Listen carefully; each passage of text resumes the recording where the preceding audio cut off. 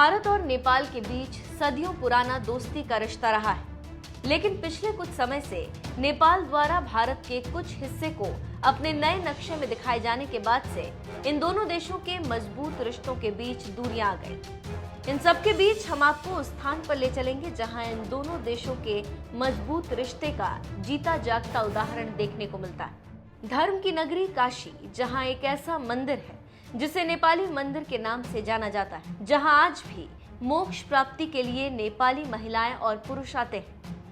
गंगा घाट किनारे स्थित सदियों पुराने इस मंदिर का जीर्णोद्धार कराकर नेपाल सरकार ने 1943 में पशुपतिनाथ मंदिर का नाम दिया, ताकि बनारस में रहने वाले नेपाली नागरिकों को बाबा विश्वनाथ के साथ ही पशुपतिनाथ का भी दर्शन प्राप्त हो सके। इस मंदिर में नेपाल की संस्कृति देखने को मिलती है। भारत नेपाल के रिश्ते के बारे में रक्षा मंत्री राजनाथ सिंह ने भी एक वर्चुअल रैली में कहा, बाबा पशुपतिनाथ हो या चाहे हमारे भारत में काशी विश्वनाथ, सोमनाथ, इन सबको अमरनाथ से अलग कोई कैसे कर सकता है। बाबा पशुपतिनाथ को हम कैसे भूल सकते हैं। जहां तक बाबा पशुपतिनाथ, चाहे हमारे भारत में काशी विश्वनाथ, सोमनाथ, इन सब को अमरनाथ से अलग कोई कैसे कर सकता है।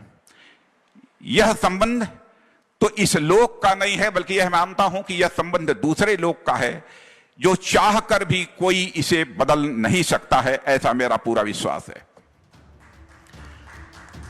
राजनाथ सिंह ने कहा, भारत और नेपाल के बीच का जो रिश्ता है ये कोई सामान्य रिश्ता नहीं। भारत और नेपाल का रिश्ता रोटी और बेटी का है। भारत और नेपाल के बीच का जो रिश्ता है यह कोई सामान्य रिश्ता नहीं है। भारत और नेपाल के बीच का रिश्ता तो मेरे बहनों भाइयों, यह रोटी और बेटी का हमारा यह रिश्ता है। दुनिया की कोई ताकत इस रिश्ते को तोड़ नहीं सकती है। यदि लिपू लेक से लेकर धारचूला तक यह रोड बनने के कारण यदि कोई गलतफहमी नेपाल के लोगों में यदि पैदा हुई है, तो मैं समझता हूं कि उसका समाधान हम लोग मिल बैठ कर निकालेंगे। हम बातचीत के द्वारा उसका समाधान निकाल लेंगे। लेकिन मैं पूरे विश्वास के साथ कहना चाहता हूं, भारत में रहने वाले लोगों के मन में कभी भी नेपाल को लेकर किसी प्रकार की कटुता पैदा हो ही नहीं सकती है। इतना गहरा संबंध हमारे नेपाल के साथ है।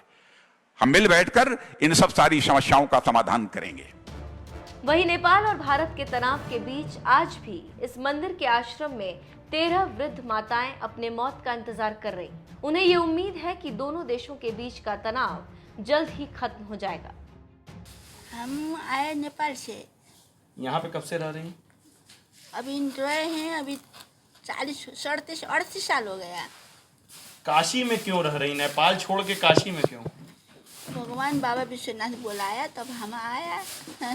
उनको मर्जी से हम आ नहीं पाते थे। हमारे भाग में यहाँ बैठने को हो जाता था, उसे से आया होगा, बुलाया होगा। वही इस मंदिर के पुजारी की माने तो दोनों देशों का सदियों पुराना संबंध है। बातचीत से सब ठीक हो जाएगा। ऐसा है कि अब जो बात उठ गई है तो इतने बड़े सक्षम लोग हैं, तो जब बात उठी है तो इसका जैसे समाधान अवश्य होगा। दोनों देश आपस में बातचीत करेंगे। और नेपाल और भारत का संबंध कोई आज का नहीं है, ये सदियों पुराना संबंध है। इसीलिए ये समस्या हमको हमारे नज़र कोई बड़ी नहीं लगती है। केवल बैठ कर के बातचीत की कमी है।